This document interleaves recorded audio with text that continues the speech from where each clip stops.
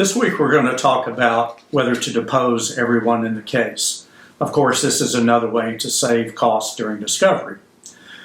There were times when not everybody could be deposed, and sometimes witnesses would show up on the stand that would take you somewhat by surprise. I once saw the great Tom Sartwell cross-examine a records custodian who had simply come down to prove up the other side's records, and Tom was able to turn the witness into a favorable witness for the defense.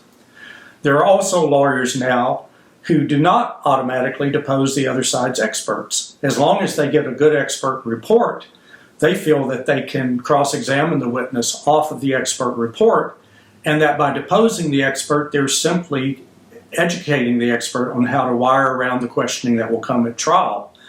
That was certainly a problem in my day when we had experts who would testify about anything. The rules were much more relaxed. You could be an expert on clock fires, automobile accidents, train accidents, airplane crashes. And I remember one fellow in particular, I'd depose him on designs, and we'd cover about 10 alternative designs, and then he would always say, "But you know, Roger, there's an infinite number of ways that this could have been designed."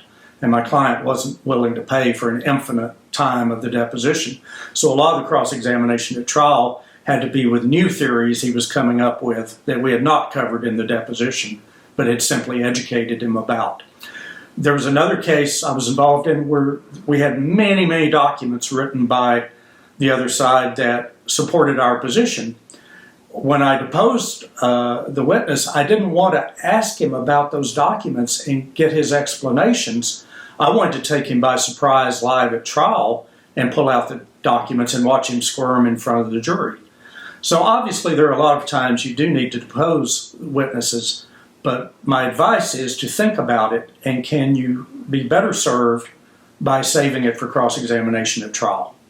We'll see you next week.